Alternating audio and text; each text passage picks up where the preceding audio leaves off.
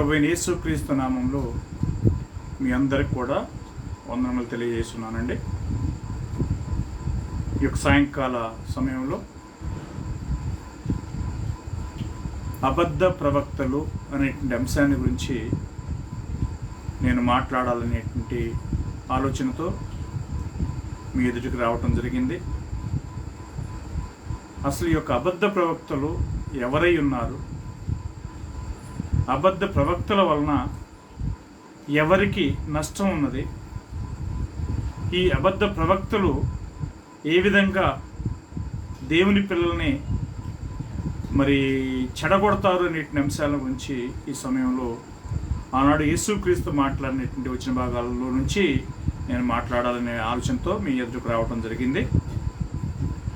యేసు తన కొండ మీద ప్రసంగంలో మత్తయి సువార్త 7వ అధ్యాయంలో 13 మరియు 14 వచనాల్లో ఇరుకు ద్వారమున ప్రవేశింప పోరాడి అంటే అక్కడ 2 ద్వారాల గురించి ప్రస్తావించడం జరిగింది.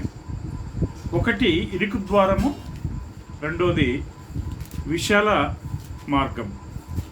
ఈ యొక్క ఇరుకు ద్వారంలో ప్రవేశించేటువంటి విధానాన్ని గురించి, ఆ యొక్క దారి ఏ విధంగా ఉన్నది అని అంటే, ఆ యొక్క ఇరుకు ద్వారం సంకుచితమై ఉన్నది, దానిని కనుగొనవారు కొందరే అని అన్నాడు. కానీ విశాల ద్వారం అనేటువంటిది అది విశాలమై ఉన్నందువలన దాని ద్వారా అనేకులు ప్రవేశించుదురు అని చెప్పి యేసుక్రీస్తు చెప్పడం జరిగింది. వెంటనే ఈ యొక్క అంశాన్ని బోధించిన తర్వాత ఆయన మరొక అంశాన్ని ఇక్కడ ప్రస్తావించడం జరిగింది అని అంటే, మరి యొక్క అంశానికి అనగా ఇరుకు ద్వారము, విశాల ద్వారము అనేటువంటి వాటికి సంబంధించినటువంటి పాఠమే అయ్యున్నది అనేటువంటి విషయంలో ఏమాత్రం కూడా మనం సందేహించాల్సినటువంటి అవసరం లేదు. కాబట్టి దాని తర్వాత 15 మరియు 16, 20 వచనం వరకు మనం చూసినట్లయితే కిందికి అబద్ధ ప్రవక్తలను గురించి జాగ్రత్త పడుడి. ఈ యొక్క అబద్ధ ప్రవక్తలను గురించి ఎందుకు జాగ్రత్త పడవలసినటువంటి అవసరం ఉన్నది? ఎందుకు అనంటే, వారు వచ్చేటప్పుడు మన యొద్దకి నేను ఒక అబద్ధ ప్రవక్తని అని చెప్పి నేమ్ ప్లేట్ పెట్టుకొని రావడానికి అవకాశం లేదు. వారు ఎలాగొస్తారు అని అంటే, అక్కడ చెప్తున్నాడు ప్రభు, చూడండి, అబద్ధ ప్రవక్తలను గురించి జాగ్రత్త పడి వారు గొర్రెల చర్మమును వేసుకొని మీ యొద్దకు వస్తురు. ఏ విధంగా వస్తారట? గొర్రెల చర్మాన్ని వేసుకొని వస్తారంటున్నాడు. అంటే వారు లోపల ఏ విధంగా ఉంటున్నారు చూడండి. అక్కడ వారు లోపల క్రూరమైన తోడేళ్ళు. తోడేళ్ళ యొక్క స్వభావము ఏమైనదండి? తోడేళ్ళ యొక్క స్వభావము అవకాశం దొరికిన కొలది చీల్చుకొని తినేసేయాలి అనేటువంటి ఆలోచనే తోడేళ్ళ యొక్క తత్వం.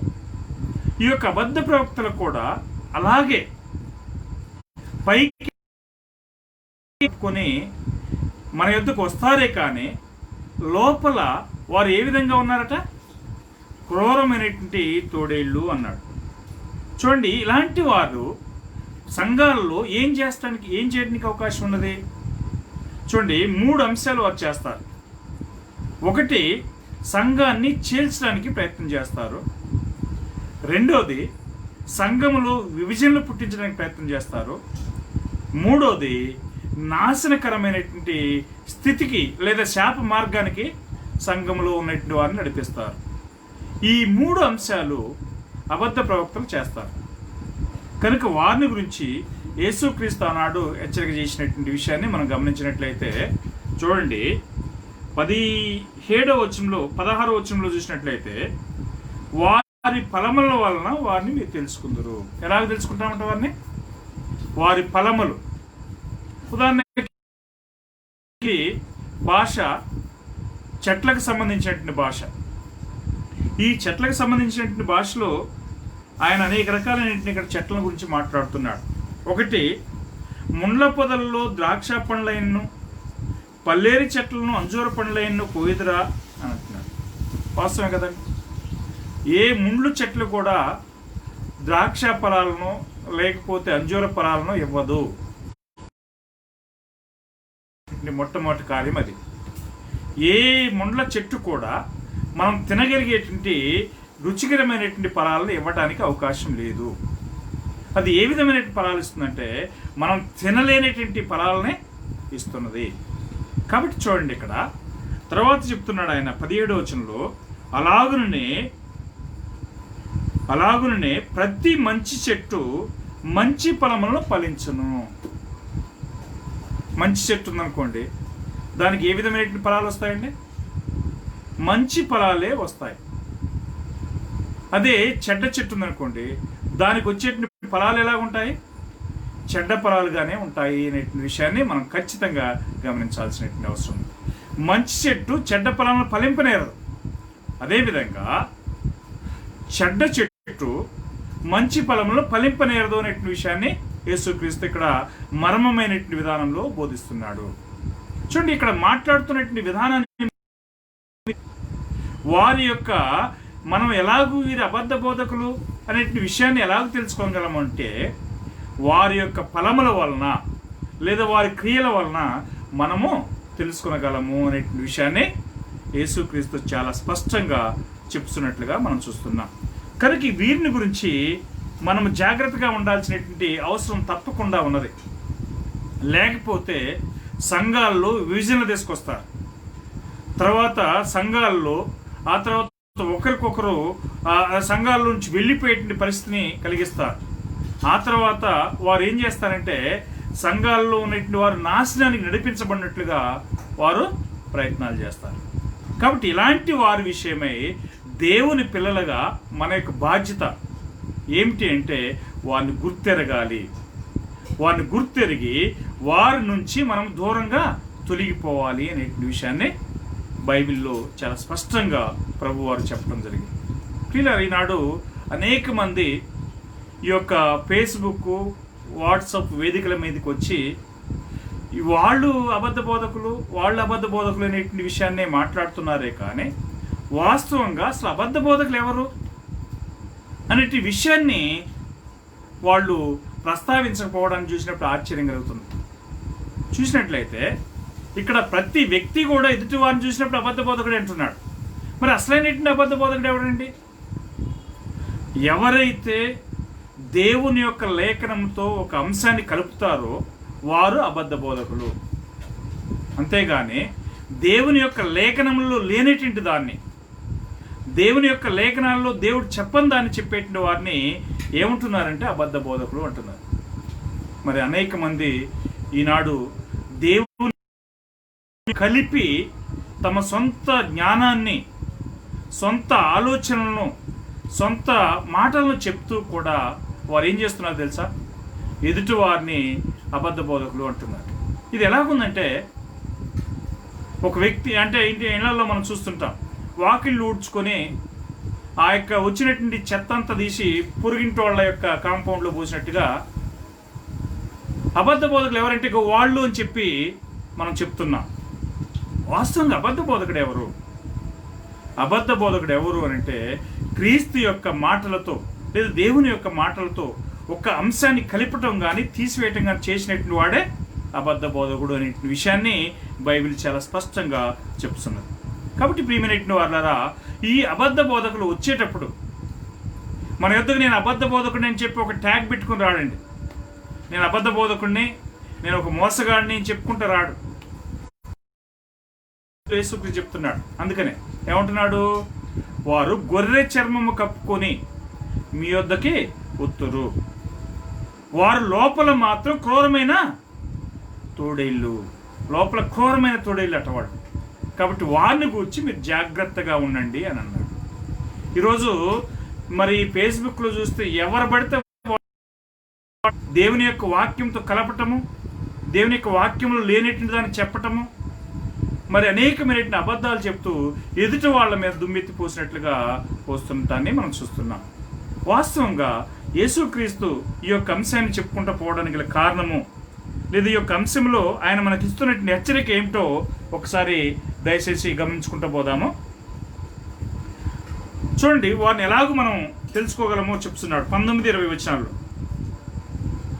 మత్తయి సువార్త 7వ అధ్యాయము 18 నుంచి 20 వరకు మరొకసారి చదువుతాను చూడండి.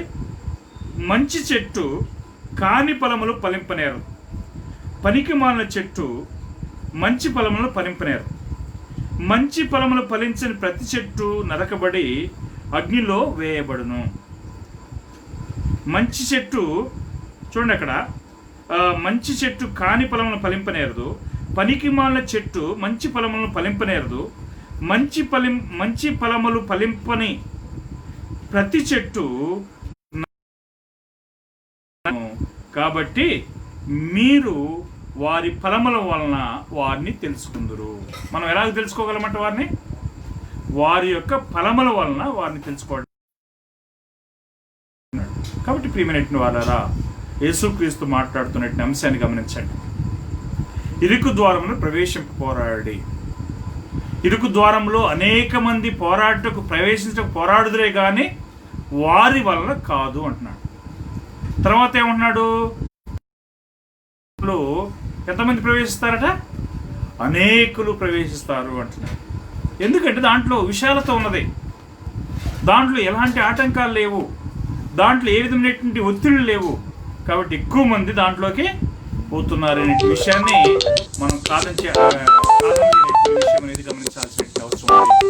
కాబట్టి ఈ సమయంలో మరి ఇరుకు ద్వారము అనేటువంటి విషయాన్ని, విశాల ద్వారం అనేటువంటి విషయాన్ని చెప్పిన తర్వాత ప్రభువారు ఈ యొక్క అబద్ధ ప్రవక్తల గురించి మనతో చెప్తున్నాడు అనంటే ఎందుకు చెప్తున్నాడు అనే విషయాన్ని మనం గమనించాల్సినటువంటి అవసరం ఉంది.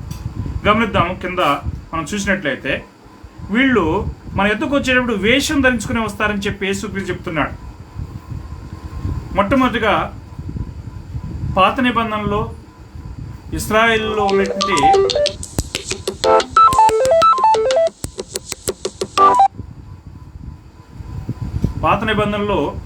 ఇశ్రాయేలులో ఉన్నటువంటి అబద్ధ ప్రవక్తల గురించి మోషే ద్వారా దేవుడు మాట్లాడుతున్నటువంటి సమయంలో చూడండి, అక్కడ ద్వితీయోపదేశకాండము 18వ అధ్యాయము, 18వ అధ్యాయము వాస్తవంగా 18 నుంచి కింద వచ్చిన భాగాల్లో ఆయన మాట్లాడుతూ పోతున్నాడు. మనం చూడబోయే అంశం ఏంటంటే ఈ యొక్క అబద్ధ బోధకుల విషయమైనటువంటి అంశాన్ని గురించి చూస్తున్నాం. చూడండి, 20వ వచనంలో చెప్తున్నాడు, అంతేకాదు ఏ ప్రవక్తయు అహంకారం పూని నేను చెప్పమని తనకు ఆజ్ఞాపింపని మాటను నా నామమున చెప్పును, ఇతర దేవతల నామం చెప్పును, ఆ ప్రవక్త చావవలను అని అంటున్నాడు. వీళ్ళని గమనించినట్లయితే పాత నిబంధనలో ఒక అబద్ధ ప్రవక్త విషయంలో చాలా స్ట్రిక్ట్గా దేవుడు ఆలోచన చేశాడు. మరి కొత్త నిబంధనలు ఎలాగ ఆలోచన చేస్తున్నాడు ఒకసారి ఆలోచన చేయండి. పాత నిబంధనలోనే అంత స్ట్రిక్ట్ అంటే కొత్త నిబంధన పరిస్థితి ఏంటి? మరి అంతకంటే ఎక్కువైనటువంటి విధానంలోనే మరి కొత్త నిబంధనలో శిక్ష ఉన్నదైనటువంటి విషయాన్ని గమనించాల్సినటువంటి అవసరం. అక్కడ ఏం చెప్తున్నాడు? దేవుడు చెప్పనటువంటి ఒక మాటని ఏ ప్రవక్త అయినా అహంకారం చేత చెప్పినట్లయితే ఆ వ్యక్తి లేదా ఆ ప్రవక్త సావవలను అని చెప్పి మాట్లాడుతున్నాడు.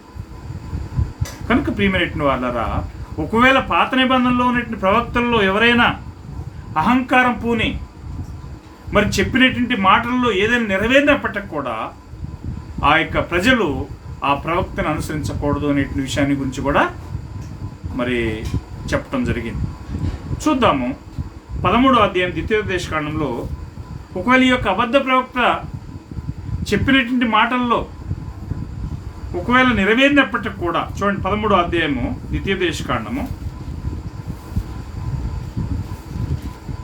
3వ వచనంలో చూడండి, అతడు నీతో చెప్పిన సూచక్రియే గాని మహత్ కార్యము గాని సంభవించినను ఆ ప్రవక్త మాటలను కలలకను వాని మాటలను వినకూడదు. ఏలైనగా మీరు మీ దేవుడని యెహోవాను మీ పూర్ణ హృదయంతోనూ మీ పూర్ణాత్మతోనూ ప్రేమిస్తున్నారో లేదో తెలుసుకున్నట్టుకు మీ దేవుడని యెహోవా మిమ్మును పరీక్షిస్తున్నాడు.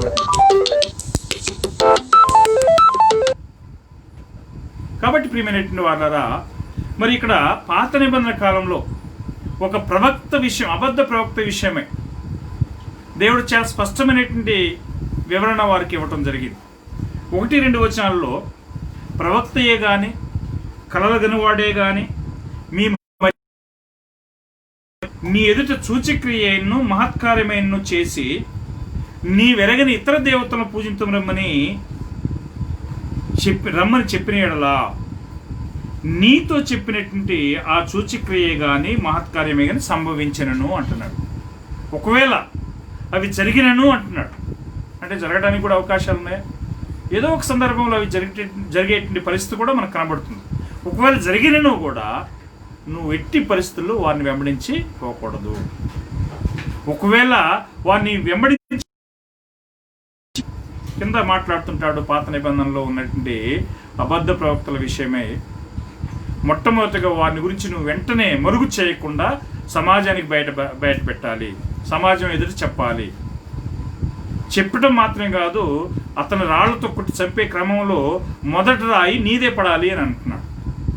పాత నిబంధన అంత తేటగా స్ట్రిక్ట్ అయినటువంటి ఆజ్ఞల్ని ఒక అబద్ధ ప్రవక్త విషయంలో దేవుడు మరి హెచ్చరికలు చేయడం జరిగింది. మరి కొత్త నిబంధనలో పరిస్థితి ఏంటి? చదువుకుంటూ పోదామండి. మనం చూస్తూ పోతున్నట్లయితే ఒకవేళ ఆ యొక్క అబద్ధ ప్రవక్తలు చెప్పేటువంటి మాటల్లో ఏ విధంగా ఉంటాయి అనే విషయాలను మనం గమనించాల్సినటువంటి అవసరం ఉన్నది. చూడండి, వారి వల్ల వచ్చేటువంటి ప్రమాదాలు ఏంటి అనే విషయాలు మనం చూసుకుంటూ పోదాం. మొదటి తిమోతి 1వ అధ్యాయము 5-7 వచనాల్లో మనం చూసినట్లయితే ఇక్కడ అపోస్తలుడైనటువంటి పౌలు గారు మాసిదోనియాకు వెళుతూ ఎఫెసులో మరి ఆసియాలో తిమోతి నుంచి బయలుదేరిపోతున్నటువంటి క్రమంలో మాట్లాడుతున్నటువంటి సబ్జెక్ట్ ఇక్కడ మొదటి తిమోతి 1వ అధ్యాయము మనం చూసినట్లయితే 3వ వచనం చెప్తుంటాడు. ఏమంటాడంటే, నేను మాసిదోనియాకు వెళ్ళుచుండగా, అప్పుడు ఎక్కడున్నాడు తిమోతి? ఎఫెసులో ఉన్నాడు. ఎక్కడ? ఎఫెసులో ఉండి నువ్వేం చేయాలని చెప్తున్నాడు చూడండి.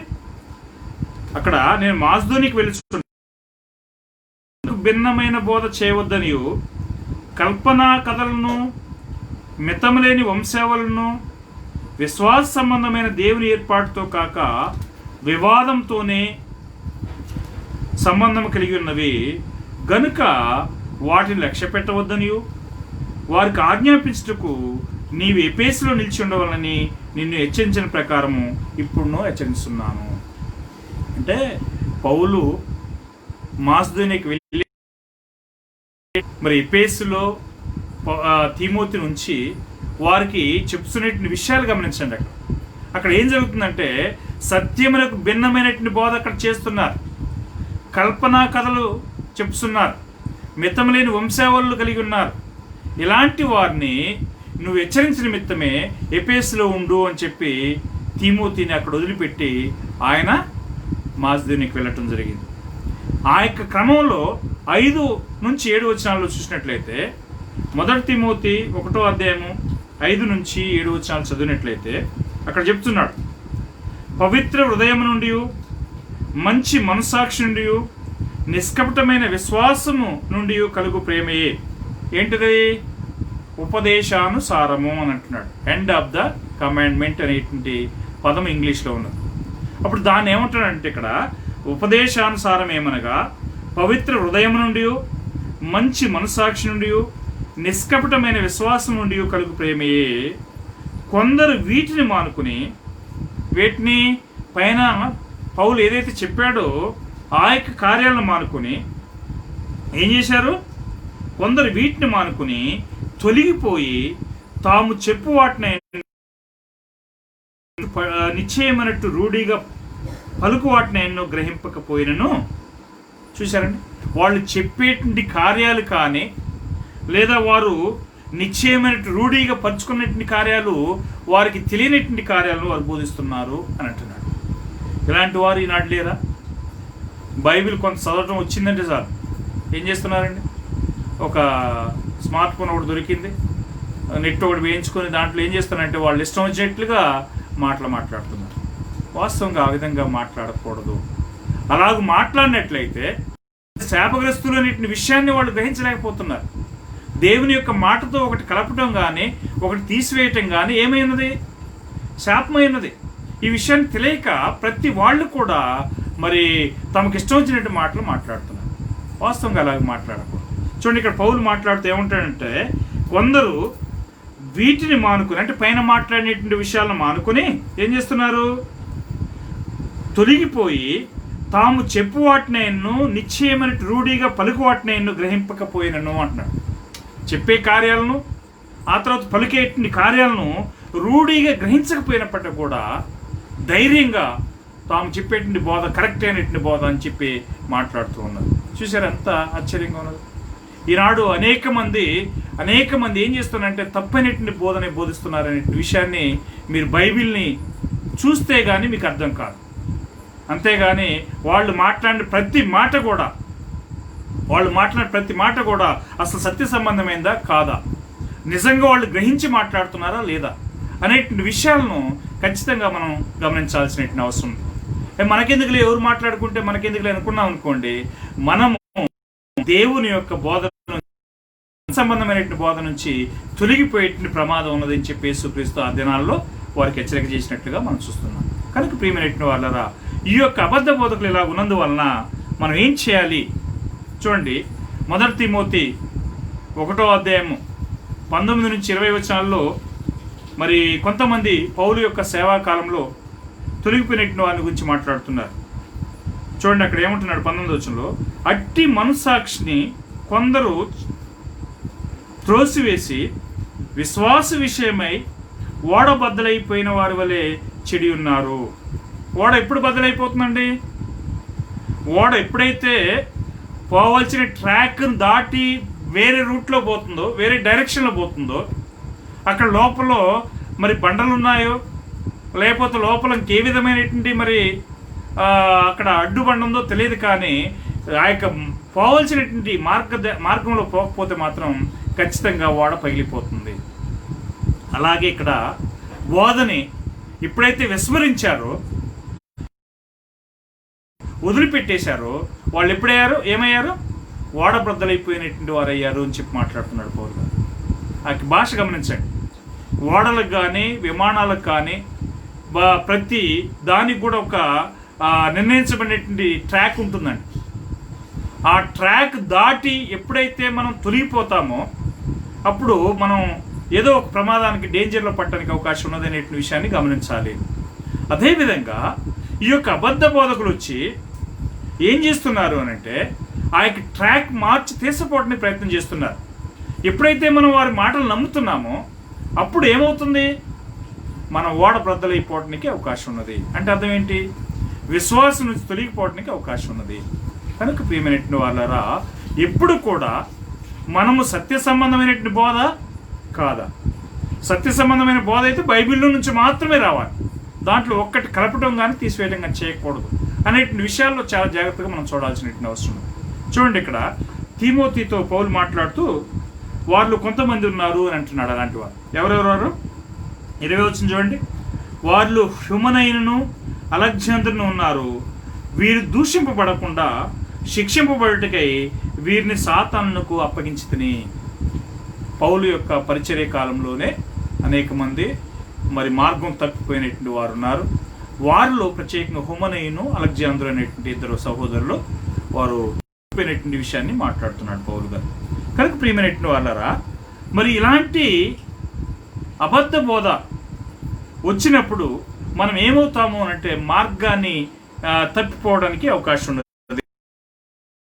ఉపయోగించేటువంటి అస్త్రాలలో ఉన్నది అనే విషయాన్ని మనం ఖచ్చితంగా గ్రహించాల్సిన అవసరం. చూడండి, 2వ కొరింథీలో పౌలు మాట్లాడుతూ 13వ వచనం నుంచి 13వ వచనం నుంచి 2వ కొరింథీ 11వ అధ్యాయము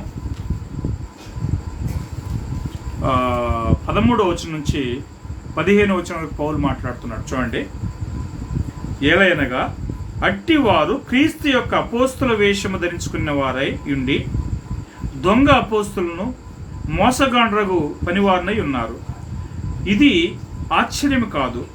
సాతాను తానే వెలుగుదూత వేషం ధరించుకుని ఉన్నాడు గనుక వాని పరిచారకులను నీతి పరిచారకుల వేషం ధరించుకున్నట గొప్ప సంగతి కాదు. వారి క్రియల చొప్పున వారికి అంతం కలుగుతుంది. వాళ్ళరా, ఈ సమయంలో మనం చూసినట్లయితే ఇక్కడ అబద్ధ ప్రవక్తల యొక్క కుయుక్తిని గురించి పౌలు గారు మనకి పరిశుద్ధాత్మ చేత బయలుపరుస్తున్నారు. వీళ్ళు ఏ విధంగా ఉన్నారంట? క్రీస్తు యొక్క అపోస్తల వేషాన్ని ధరించుకుని ఉన్నారు అంటున్నాడు. ఈనాడు ఉన్నారండి అపోస్తులు. అపోస్తలిక్ సంఘము అనేటువంటిది ఒకటి ఉన్నది. వాస్తవంగా అపోస్తులు అంటే అర్థం ఏంటో వాళ్ళకి తెలియకనే వారు ఆ యొక్క పేరు పెట్టుకుని ఉంటారనేది అనుకుంటా బహుశా. అపోస్తులుడు అంటే అధికారం చేత దేవుని చేత పంపబడిన వారు అని అర్థం. అపోస్తులుగా ఉండాలి అంటే కొన్ని అర్హతలు కూడా ఉన్నాయి. యేసుక్రీస్తు యొక్క మరి బాప్తిసం మొదలుకొని ఆయన పరలోకానికి వెళ్ళినంత వరకు 3 సంవత్సరాలు ఆయనతో పాటు అన్నపానాలు పుచ్చుకున్నటువంటి వారు మాత్రమే అపోస్తులుగా ఉండడానికి అర్హులు. మరి ఇలాంటి వారు ఈనాడు ఏం చేస్తున్నారు? కొంతమంది అపోస్తులు కాకే క్రీస్తు యొక్క అపోస్తుల వేషం ధరించుకునే వారై ఏమైనారట? దొంగ అపోస్తులను పనివారనై ఉన్నారు అంటున్నాడు. ఇది ఆశ్చర్యమా? చూడండి అక్కడ ఏమంటున్నాడు ప్రభు. ఇది ఆశ్చర్యం కాదు. సాతాను తానే వెలుగుదూత వేషం ధరించుకుని ఉన్నాడట. ఎవరు? సాతానుడు తానే వెలుగుదూత వేషం ధరించుకుని ఉన్నాడు కనుక వాని పరిచారకులు కూడా నీతి పరిచారకుల వేషం ధరించుకున్నట గొప్ప సంగతి కాదు. సాతానే వెలుగుదూత వేషం ధరించుకుని ఉన్నప్పుడు వాని యొక్క పరిచారకులు కూడా ఏ విధంగా ఉంటారు చెప్తున్నాడు. అక్కడ చాలా తేటగా చెప్తున్నాడు. వాని పరిచారకులు అక్కడ నీతి పరిచారకుల వేషం ధరించుకునే గొప్ప సంగతి కాదు. వారి అంతము వారి క్రియల చొప్పున వారికి అంతము కలుగును. కనుక ప్రియమైన వాళ్ళరా, ఇది ఆశ్చర్యం కాదు. ఈనాడు అనేక మంది వచ్చి అనేక మంది అమాయకుల్ని మోసం చేసి అనేక మంది అమాయకుల్ని తప్పైనటువంటి మార్గం నడిపిస్తున్నారనే దాంట్లో ఎట్టి పరిస్థితుల్లో సందేహం లేదండి. వచ్చేటువంటి బోధకులందరూ ఎవరు అనేటువంటి విషయాన్ని దేవుని పిల్లలనేటువంటి మనం చూడాల్సిన బాధ్యత మనకున్నది. ఎవరైతేనే దేవుని సేవకుడు అని అనుకున్నాం అనుకోండి, ఖచ్చితంగా మనం పొరపాటు చేసినట్టే. కాబట్టి ప్రియమైనటువంటి వాళ్ళరా, ఈ యొక్క అబద్ధ బోధకులు ఏ విధంగా వస్తున్నారంటే నీతి పరిచారకుల వేషాన్ని ధరించుకుని ఉన్నారు. క్రీస్తు యొక్క అపోస్తుల వేషం ధరించుకుని మన యొద్దకు వస్తున్నారు. కాబట్టి అలాంటి వారి యొక్క మరి కుయుక్తుల్ని మనం గ్రహించాల్సినటువంటి అవసరం ఉన్నది. చూడండి, మొదటి తిమోతి 2వ అధ్యాయము, మొదటి తిమోతి 6వ అధ్యాయము 20-21 వచనాల్లో పౌలు మరొకసారి హెచ్చరిక చేస్తూ చెప్తున్నాడు. ఏమంటున్నాడు చూడండి. ఓ తిమోతి, నీకు అప్పగింపబడిన దాన్ని కాపాడి దాని అపవిత్రమైన ఒట్టి మాటలకు జ్ఞానబద్ధంగా చెప్పబడిన విపరీతవాదములకు దూరముగా ఉండుము. ఆ విషయంలో ప్రవీణులమని కొందరు అనుకొని విశ్వాస విషయమై తప్పిపోయి కృప మీకు తోడయ్యుండును గాక. చూడండి, ఈనాడు వాళ్ళు ఏం చేస్తున్నారంటే అనేక మంది వీళ్ళని ఏమంటారు వాస్తవంగా అంటే చేంజ్ ఏజెంట్స్ అని చెప్పి కూడా అనొచ్చు. వీళ్ళు ఏం చేస్తున్నారంటే ఒక స్థలంలో తాము జ్ఞానులమని చెప్పి వాళ్ళు ఏం చేస్తున్నారంటే విపరీతమైనటువంటి వాదాలు. చూడండి అక్కడ చెప్తున్నాడు, నీకు అప్పగింపబడిన దాన్ని కాపాడుకో, అపవిత్రమైన ఒట్టి మాటలకు జ్ఞానమని అబద్ధంగా చెప్పబడిన విపరీతవాదములకు దూరంగా ఉండుము అని అంటున్నాడు. కాబట్టి క్రైస్తవులమైన మనము కొంతమంది వచ్చి మరి అనేక రకాలైనటువంటి భూ సంబంధమైన జ్ఞానంని దేవుని యొక్క వాక్యంతో పోల్చి మాట్లాడిన ప్రయత్నం చేస్తారు. అలాంటి వాటికి దేవుని యొక్క నిజమైనటువంటి బిడ్డ ఏం చేయాలా? దూరంగా ఉండాల్సినటువంటి అవసరం ఉన్నది. ఎట్టి పరిస్థితుల్లో వారిని మనం నమ్మకూడదు. ఎట్టి పరిస్థితులతో వారిని మనం కలుపుకొని పోకూడదు. అలా పోయినట్లయితే మనమును శాపగ్రస్తులం అవుతాము అనే విషయాన్ని మనం మరవకూడదండి. కాబట్టి ప్రియమైనటువంటి వాళ్ళారా, తిమోతికి చెప్తూ, ఓ తిమోతి, నీకు అప్పగించబడిన దాన్ని కాపాడు, అబద్ధంగా చెప్పబడుతున్న విపరీతవాదములకు దూరంగా ఉండుము అని అంటున్నాడు. వాస్తవంగా మనం చూసినట్లయితే ఈరోజు ప్రపంచంలో సైన్స్ గురించి మాట్లాడుతుంటారు. ఇది అబద్ధ సైన్స్ అనమాట నేను మాట్లాడుతున్నది. అబద్ధ సైన్స్ అంటే ఏంటంటే మానవుడు కోతి నుండి వచ్చాడు, ఈ యొక్క ప్రపంచములు తమకు తాముగానే వచ్చాయని చెప్పేటువంటిది అంతా కూడా అబద్ధ సైన్సే. ఈ అబద్ధ సైన్స్ని ఏం చెప్తున్నారంటే జ్ఞానముగా వారు చెప్తున్నారు. అలాంటి విపరీతవాదములకు నువ్వు దూరంగా ఉండాల్సినటువంటి బాధ్యత దేవుని పిల్లలపైన ఉన్నది అనే విషయాన్ని మనం గమనించాల్సినటువంటి అవసరం ఉన్నది. రోమీలకు రాసిన పత్రికలో పౌలు మరొకసారి చెప్తూ ఏమంటాడు చూద్దాం. రోమీలకు 16వ అధ్యాయము 17-18 వచనాల్లో మనం చూసినట్లయితే అక్కడ రోమీలకు రాసిన పత్రిక 16వ అధ్యాయము 17-18 వచనాలు చూసినట్లయితే, సహోదరులారా, మీరు నేర్చుకున్న బోధకు వ్యతిరేకంగా భేదములను ఆటంకములను కలగజేయ వారిని కనిపెట్టి ఉండడని మిమ్మల్ని బతిమాలుచున్నాను. ఒకసారి మనం ఏదైతే నేర్చుకున్నామో నేర్చుకున్నటువంటి బోధకు వ్యతిరేకంగా భేదములను ఆటంకములు కలిగించేటువంటి వారిని మనం ఏం చేయాలట? కనిపెట్టి ఉండవాలని చెప్పి పౌలు గారు బ్రతినాడుచున్నాడు అంటున్నాడు. ఎందుకు అంటే 18వ వచనంలో సమాధానం చెప్తున్నాడు, వారిలో నుండి మీరేం చేయండి? తొలగిపోవుడి. అట్టివారు మన ప్రభువైన క్రీస్తు కాక తమ కడుపుకే దాసులు. ఎవరికి దాసులు వాళ్ళు? క్రీస్తుగా కానే కాదు, వారు తమ కడుపుకే దాసులై ఉన్నారు అంటున్నాడు. వీరు తమ కడుపు నిండితే చాలు, ఇంక ఏది ఎక్కడ పోయినా మాకు సంబంధం లేదు. విశ్వాసులు ఎలాగూ దేన్ని నమ్మినా మాకు సంబంధం లేదు, వారు నరకానికి పోయినా మాకు సంబంధం లేదు అనేటువంటి చేయగలుగుతుందండి. కాబట్టి ఇక్కడ ఏం చెప్తున్నారంటే వీరు చూడండి, అక్కడ ఏం చెప్తున్నారు చూడండి, అట్టివారు మన ప్రభువైన క్రీస్తు కాక తమ కడుపునకే దాసులు, వారు ఇంపైన మాటల వలన ఇచ్చకముల వలన నిష్కపటుల మనసులను మోసపుచ్చుదురు. చూసారా ఎవరిని మోసం చేస్తారు? సహోదరుల్ని, అమాయకులైనటువంటి వారిని, నిష్కపటులైనటువంటి వారిని మోసం చేసి వారి యొక్క లక్ష్యాన్ని నెరవేర్చుకోవటమే వారి యొక్క పని. కాబట్టి ఇలాంటి వారిని కనిపెట్టాల్సినటువంటి అవసరం ఉన్నది. ఎందుకు అనంటే కింద చెప్తున్నాడు వారిని గురించి మాట్లాడుతూ ఏముంటున్నాడంటే, మీ విధేయత అందరికీ ప్రచురమైనది కనుక మిమ్మును గూర్చి సంతోషిస్తున్నాను. మీరు మేలు విషయమే జ్ఞానులను, కీడు విషయమే నిష్కపటులై ఉండవాలనుచున్నాను. కాబట్టి ప్రియమైనటువంటి వారలారా, ఇలాంటి అబద్ధ ప్రవక్తలు, అబద్ధ బోధకులు మన యొద్దకు వచ్చి మనల్ని మోసం చేయాలని చెప్పి, మనల్ని మోసపుచ్చాలని చెప్పి ప్రయత్నం చేసినప్పుడు వారి మధ్య నుంచి మనం దూరంగా వెళ్ళిపోవాల్సినటువంటి అవసరం ఉన్నది అనేటువంటి విషయాన్ని గురించి కూడా ప్రభు అయిన యేసుక్రీస్తు మరి ఈ భూమి మీద ఉన్నప్పుడు ఆయన ప్రకటించినటువంటి విషయాన్ని మనం యోహాను సువార్తలో చదవగలం. యోహాను సువార్త 10వ అధ్యాయంలో చెప్తున్నాడు. ఇక్కడ 1వ వచనంలో చూసినట్లయితే యోహాను సువార్త 10వ అధ్యాయం 1వ వచనంలో, గొర్రెల దొడ్డిలో ద్వారమును ప్రవేశింపక వేరొక మార్గమును ఎక్కువాడు దొంగయు దోసుకునేవాడినై ఉన్నాడు. కాపరి అయితే గొర్రెల దొడ్డిలో ప్రవేశించేటప్పుడు ఎలా పోతాడండి? ద్వారంలో పోతాడు. ద్వార పాలకుడు అతనికి ద్వారం తెరుస్తాడు. గొర్రెలు కూడా అతనికి స్వరాన్ని వింటాయి, అతను వెంబడిస్తాయి. అదే దొంగలకు ఏం చేస్తాడు? దొడ్డి మార్గం వస్తాడు. ఏ విధంగా వస్తాడు చూడండి, అక్కడ ఏమంటున్నాడు? గొర్రెల దొడ్డిలో ద్వారమును ప్రవేశింపక వేరొక మార్గమును ఎక్కువాడు అంటున్నాడు. వాడు ఏమై ఉన్నాడు అంటున్నాడు. ఈ యొక్క అబద్ధ ప్రవక్తలు కూడా ఎలాగొస్తారంటే నిజంగా సత్యాన్ని బాహాటంగా చెప్పడానికి రారు. వాళ్ళు రహస్యంగా, సీక్రెట్గా పక్క వాళ్ళు వినకుండానట్లుగా చెప్తారనే విషయాన్ని ముందుగా యేసుక్రీస్తు ఏం చెప్తున్నాడు చూడండి. 3వ వచనంలో చూసినట్లయితే, అతనికి ద్వారపాలకుడు తలుపు తీయును. ఎవరికి? ఆ కాపరికి ద్వారపాలకుడు తలుపు తీయును. గొర్రెల్లో అతని స్వరమును వినును. అతను తన సొంత గొర్రెలను పేరు పెట్టి పిలిచి వాటిని వెలుపలెక్కి నడిపించను అంటున్నాడు. సొంత గొర్రెలను ఏం చేస్తాడు?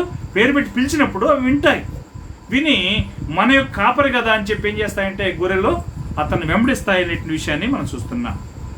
అదే కాపరి కాకుండా ఒక అన్యుడు వచ్చాడు అనుకోండి, 4వ వచనంలో ఏమవుతుందో చూడండి. మరియు అతడు తన సొంత గొర్రెలన్నింటినీ వెలుపలికి నడిపించినప్పుడల్లా వాటికి ముందుగా నడుచును. గొర్రెలు అతని స్వరము వెరుగును గనుక అవి అతన్ని వెంబడించను. కాపర్ని గొర్రెలు గుర్తుపడతాయండి. గుర్తుపట్టి ఆయన్ని వెంబడించడానికి అవకాశం ఉన్నది. అదే అన్యుడు వచ్చాడు అనుకోండి, 5వ వచనంలో చాలా స్పష్టంగా చెప్తున్నాడు. అన్యుల స్వరము అవి ఎరగవు గనక అన్యుని ఎంత మాత్రం వెంబడింపక వాని యొద్ద నుండి పారిపోవునని మీతో నిశ్చయంగా చెప్తున్నాను. ప్రియమైనటువంటి వాళ్ళరా, ఈ సందర్భంలో అన్యుడు ఎవరు అంటే అబద్ధ బోధకుడు. ఈ ఎక్కడి నుంచి చెప్పడు? బైబిల్లో ఉన్నటువంటి సత్యాన్ని చెప్పడు కాబట్టి, అది మనకి తెలియదు కాబట్టి మనం ఏం చేయకూడదు? అతన్ని వెంబడించకూడదు. అదే కాపరి అనుకోండి, బైబిల్లో ఉన్నది మాత్రం చెప్తాడు, అంటే వాస్తవం మాత్రం చెప్తాడు. అప్పుడు అతను చెప్పేటి మాటలు మనకు బైబిల్లో ఉన్నాయి కాబట్టి మనం వినున్నాం కాబట్టి వాటిని నమ్ముతానికి అవకాశం ఉన్నది. అదే అన్నిటి చెప్పినటువంటి మాటలు మనం ఎరగం కాబట్టి ఎంత మాత్రం వాడిని వెంబడించక వాని ఎదురు నుంచి పారిపోవాలి అనే విషయాన్ని మరి యేసుక్రీస్తు చెప్పడం జరిగింది. కనుక ప్రియమైనటువంటి వాళ్ళరా, ఎప్పుడు కూడా ఈ యొక్క అబద్ధ బోధకుడు స్ట్రైట్గా మాట్లాడండి.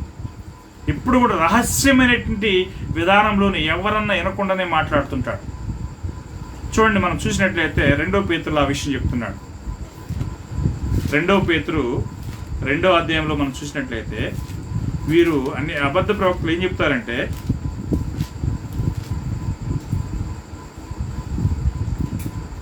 పేతురు 2వ అధ్యాయము 1వ వచనం 2వ వచనంలో చూసినట్లయితే, అబద్ధ ప్రవక్తలు ప్రజల్లో ఉండిరి, అటువలనే మీలోను అబద్ధ బోధకులుందరు. వీరు తమను కొనిన ప్రభువును కూడా విసర్జించు, తమకు తమే శీఘ్రముగా నాశనం కలగజేసుకొనుచు నాశనకరమైన భిన్నాభిప్రాయములు రహస్యముగా బోధించుదురు. చూసారా, మళ్ళీ ఈ వచనానికి వస్తాను నేను. వీరేం చేస్తారంటే రహస్యంగా బోధిస్తారు. ఏంటి? భిన్నాభిప్రాయాలు అంటే దేవుని యొక్క వాక్యంలో లేనటువంటి కార్యాలని మీరేం చేస్తారు? రహస్యంగా బోధిస్తారు అంటున్నాడు. కాబట్టి అలాంటి కార్యాలను మనం ఎప్పుడు వినుండం కాబట్టి మనం ఏం చేయాలి? మనం వారి ఎదురు నుంచి అవసరము ఉన్నది. కాబట్టి ప్రియమైనటువంటి వాళ్ళరా, వారు దేవుని యొక్క సేవకులే కదా, ఎందుకు వారిని వ్యతిరేకించాలి? వారిని మనం వ్యతిరేకించడం ద్వారా శాపగ్రస్తులు అవుతామేమో అని చెప్పి మనం భయపడేట్లయితే వాస్తవంగా వారిని వ్యతిరేకించకుండా వారితో మనం కలిసిపోవటమే శాపగ్రస్తమైనటువంటి కార్యము అనేటువంటి విషయాన్ని మనం గమనించాలి. కాబట్టి ప్రియులారా, ఇక్కడ యేసుక్రీస్తు మరి అదే యోహాను సువార్తలో అదే చెప్పాడు. అవి అన్యుని స్వరాన్ని ఎంత మాత్రం ఎరగదు కనుక పారిపోతాయి అనే విషయాన్ని మనం చూస్తున్నాం. అంటే చాలా స్మూత్ అయినటువంటి మాటలతో ప్రజల ఎదురుకు వస్తారు. ఎంతో జ్ఞానంగా, ఎంతో తీయగా మాట్లాడుతూ వారు ప్రజల ఎదురుకు వస్తారు. ఈ విధంగా వచ్చి బోధించడం ద్వారా సంఘాలు ఏమవుతుంది? విభజనలు వస్తాయి. అందుకని కొరింథీ పత్రికలో కొరింథీ సంఘంలో ఉన్న సమస్యల గురించి పౌలు మాట్లాడుతున్నాడు. వారిలో ఒకడు ఏమనుకున్నాడు? నేను పౌలు వాడును, ఒకడు నేను కేపా వాడును, మరొకడు నేను అపోలో వాడును అని చెప్పి అనుకుంటున్నారు. ఎందుకు? ఇలాంటి అబద్ధ ప్రవక్తలు వచ్చి వారిలో బీజం వేసినందువల్లనే ఆ యొక్క విభజనలు వచ్చాయి. కాబట్టి ప్రియమైనటువంటి వాళ్ళరా, మనం ఇలాంటి వాళ్ళు ఎవరైనా మన దగ్గరకు వచ్చినప్పుడు మనం ఏ విధంగా వారికి సమాధానం చెప్పాలి? చూడండి, అపోస్తుల కార్యము 20వ అధ్యాయం 28, 29 వచనాలు చూసినట్లయితే, 29 నుంచి 30 వచనాలు చూసినట్లయితే, 20వ అధ్యాయము 28 నుంచి 30 వచనాలండి. పౌలు ఎఫెసులో సేవ చేసి అక్కడ ఆయన మిలేతు నుంచి ఎఫెసునకు వర్తమానం పంపి సంఘ పెద్దలను పిలిపించుకుని వారితో మాట్లాడుతున్నాడు. ఏమంటున్నాడు చూడండి, నేను దేవుని సంకల్పం అంతా మీకు ఏమీ నేను దాచుకోకుండా అంతా బోధించాను అన్నాడు. 27వ వచనం. 28వ వచనంలో ఏమంటాడంటే, దేవుడు తన స్వరక్తమిచ్చి సంపాదించిన తన పరిశుద్ధాత్మ మిమ్మల్ని దేని యందు అధ్యక్షునిగా ఉంచెను, ఆ యావత్ మందను గూర్చు మీ మట్టుకు మిమ్మును గూర్చి జాగ్రత్తగా ఉండుడి. ఏమంటున్నాడు? దేవుడు తన స్వరక్తం ఇచ్చి సంపాదించిన సంఘం. అంటే దేవుడు అని అంటే ఇక్కడ ఒక చిన్న సైడ్ పాయింట్ అండి. దేవుడు అన్నప్పుడు తండ్రి అయిన దేవుడు కాదు, ఇక్కడ యేసుక్రీస్తు కల్వరి శిలువలో మరి తన రక్తాన్ని సిందించి సంఘాన్ని సంపాదించాడు అనే విషయాన్ని మనం చూస్తున్నాం. కనుక ఆ యొక్క సంఘమును కాయుటకు పరిశుద్ధాత్మ మిమ్మును దేని యందు అధ్యక్షునిగా ఉంచెను. ఆ యావత్ మందును గూర్చి మీ మట్టుకు మిమ్మును గూర్చి జాగ్రత్త పడుడి. ఎందుకు అంటే 29వ వచనంలో చెప్తున్నాడు, నేను వెళ్ళిపోయిన తర్వాత, పౌలు ఎఫెసు నుంచి వెళ్ళిపోయిన తర్వాత క్రూరమైన తోడేళ్ళు మీలో ప్రవేశించిన నాకు తెలియను. ఎవరట వాళ్ళు? అబద్ధ ప్రవక్తలు. ఎలాంటి వాళ్ళు వీళ్ళు? క్రూరమైన తోడేళ్ళు మీలో ప్రవేశించినని నాకు తెలియను. వారు మందని కనికరింపరు. ఏం చేస్తారు వీళ్ళు ఏం చేస్తారంటే 30వ వచనంలో, మరియు శిష్యులను తన వంకర మాటల పలుకు మనుషులు మీలోనే బయలుదేరెదరు. చూసారా? వాళ్ళకి కావాల్సింది ఏంటంటే మీ వల్ల లాభం. కాబట్టి వంకర మాటలు పలకటమే వారికి చేసేటువంటి పని. ఎందుకు అంటే శిష్యులను తన వెంట ఈడ్చుకుని పోవాలని చెప్పి వారు చేసే ప్రయత్నాల్లో భాగం. ఎందుకు మరి అలా చేస్తున్నారు అంటే మీ వలన అధిక లాభం సంపాదించాలని చెప్పి ఆలోచన చేస్తున్నారు. చూడండి, ఈనాడు ఎంతమంది దేవుని యొక్క వాక్యాన్ని కలిపి చెరిపి మరి తమకు స్వలాభానికి అనుకూలంగా మార్చి బోధిస్తున్నారో మీరు కోకొలలుగా చూడగలరు. అనేక రకాలైనటువంటి అబద్ధాలు చెప్తూ స్వచ్ఛమైన వాక్యం మాదే అని చెప్పి సాతాను పలికినటువంటి చిలక పలుకులు పలుకుతున్నారు. వాస్తవంగా అలాంటి వాళ్ళందరూ కూడా అబద్ధ ప్రవక్తలు అనేది గమనించాలి. కాబట్టి ఇక్కడ ఈ పౌలు గారు చెప్తూ ఏమంటాడంటే, నేను వెళ్ళిపోయిన తర్వాత వీరు వస్తారు. వీరు ఏ విధమైనటువంటి వారంటే క్రూరమైన తోడేళ్ళు. వీరు మందను కనికరింపరు. మందను తన వెంట ఈడ్చుకొని పోవాలని, శిష్యులు తన వెంట ఈడ్చుకొని పోవాలని మీలో నుంచి బయలుదేరి వంకర మాటలు పలుకువారు మీలో బయలుదేరుదురు అన్నాడు. వాళ్ళు సంఘాల్లో నేటి కాలంలో కూడా ప్రవేశిస్తూనే ఉన్నారు. అనేక మంది వీరి యొక్క అబద్ధాలకు బలైపోతూనే ఉన్నారు. పోయి సంఘాల నుంచి వారు అబద్ధాలలోనికి వెళ్ళిపోయి శాపానికి లోనైతూనే ఉన్నారనే విషయాన్ని మనం చూడగలం. కనుక ప్రియమైనటువంటి వాళ్ళరా, ఈ యొక్క అబద్ధ ప్రవక్తలు అని అంటే ఎవరు అబద్ధ ప్రవక్తలు? ఈ యొక్క అబద్ధ ప్రవక్తలు ఎక్కడున్నారు? ఒక చివరి పాయింట్ చూసుకొని ఈరోజు ఈ పార్ట్ 1లో చివరి వచ్చిన చూసుకొని మనం మళ్ళీ రేపు ఇదే అంశాన్ని గురించి మాట్లాడదాము. ఈ యొక్క సమయంలో 2 పేతురు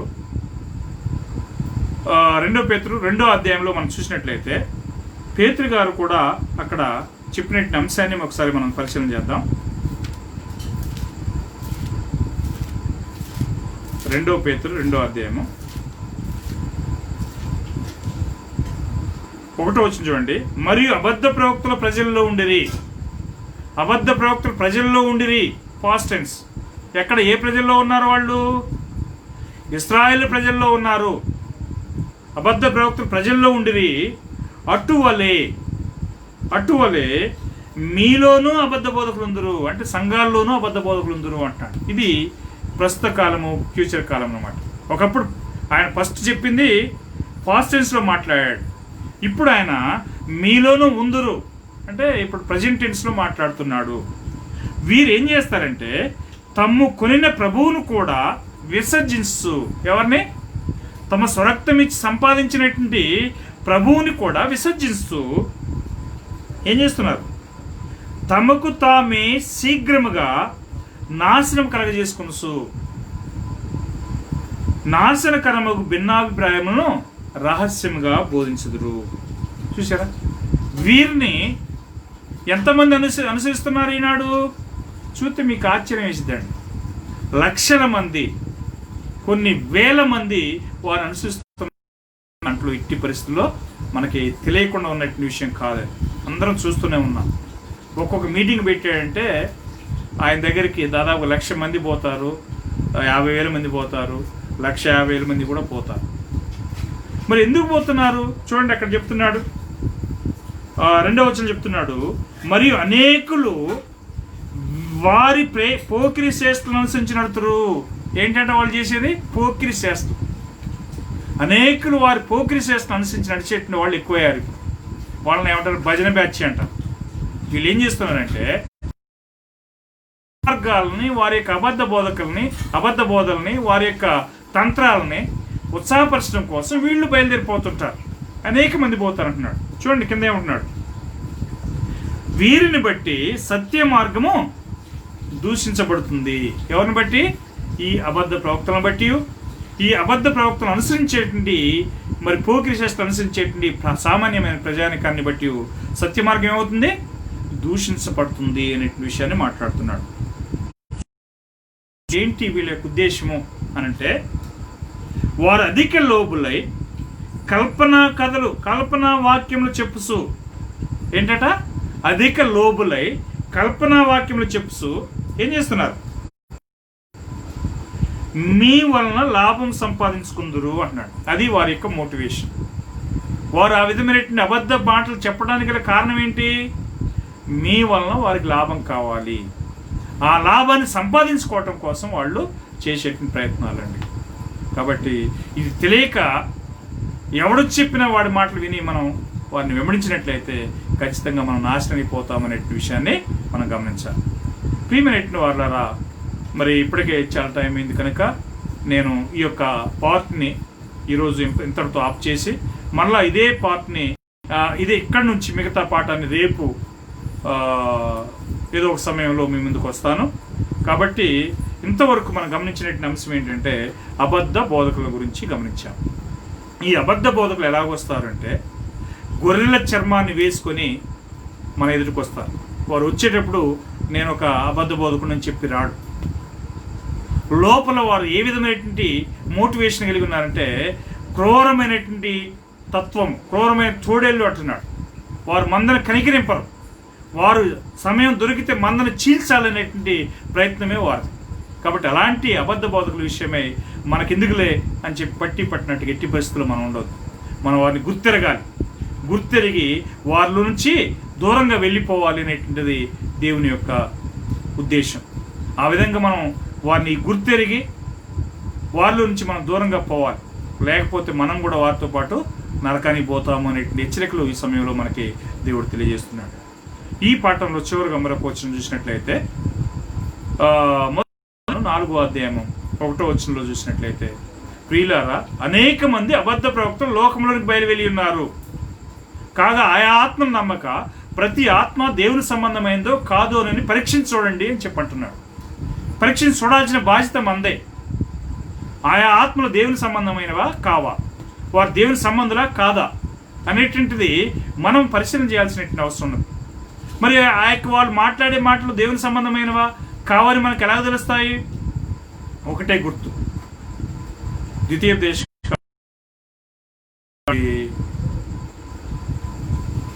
18వ అధ్యాయము 20-21 వచనాలు చూసినట్లయితే, దేవుని యొక్క వాక్యం చెప్పినప్పుడు ప్రవక్త 100% అది నెరవేరుతుంది. తన యొక్క సొంత మాట చెప్పినప్పుడు ఎట్టి పరిస్థితులు అది నెరవేరదు. ఒకవేళ 99.9% నెరవేరి 1 పాయింట్ నెరవేరకపోయినప్పుడు కూడా దేవుని మాట కాదు అనే విషయాన్ని గమనించాలి. కనుక ప్రియులారా, దేవుని యొక్క మాటల్ని ఒకవేళ ఒక ప్రవక్త బోధించినట్లయితే ఆ యొక్క ప్రవక్త తన సొంత మాటలు ఎట్టి పరిస్థితుల్లో కలపకూడదు కూడా. ఎప్పుడైతే ఈ యొక్క అబద్ధ ప్రవక్త సొంత మాటలు మాట్లాడేటప్పుడు అతని యొక్క మాటలు మనం విన్నట్లయితే ఖచ్చితంగా వారితో పాటు మనం కూడా శాపానికి గురవుతామనే హెచ్చరికలను దేవుడు తెలియజేయడం జరిగింది. అయితే ఇంకా ఎక్కువ అయినటువంటి అంశాలతో రేపు మీ ఎదుటికి వస్తాను. అంతవరకు ఓపికతో మీ అందరికి కూడా ప్రభునామం ఈ సమయంలో ఒక చిన్న ప్రార్థనతో ఈ యొక్క మరి పాఠ్యాంశాన్ని ముగించుకున్నాం. మా స్తుతులకు పాత్రుడా పరిశుద్ధ తండ్రి, మీ యొక్క పరిశుద్ధమైన ఘనమైన నామానికి స్తోత్రాలు. మా తండ్రి యొక్క వాక్యాన్ని వివరించేటువంటి భాగ్యాన్ని ఇచ్చినందుకే మీకు స్తోత్రాలు చెల్లిస్తున్నా. మా తండ్రి అలాగే మరికి వాక్యాలను విన్నటువంటి మీ యొక్క బిడ్డలందరినీ దీవించండి. నిశ్చితమైతే ఎక్కువ మంది ఇటు పాఠాలను విని మరి నిజమైనటువంటి సత్య సువార్తని, సత్యాన్ని వినుటకు, దాన్ని గ్రహించుటకు సాయం చేయాలని ప్రార్థన చేస్తున్నాను. ఎందుకంటే ఆయా ఆత్మలు లోకంలోనికి బయలుదేరి ఉన్నాయి. అబద్ధ బోధకులలో అనేక మంది బయలుదేరి ఉన్నారు. మరి ఆ ఆత్మలు దేవుని సంబంధమైనవా కావా అని చెప్పి పరీక్షించేటువంటి జ్ఞానం కలిగిన హృదయాన్ని కూడా మాకు దయచేయగలని ప్రార్థన చేస్తున్నాం. మీరే మహిమ ఘనత ప్రభావం పొందండి. మా యొక్క ప్రభువును రక్షకుడైన యేసు నామంలో ప్రార్థన చేసి వేడుకొనుచున్నాం తండ్రి. ఆమేన్ అన్నారండి.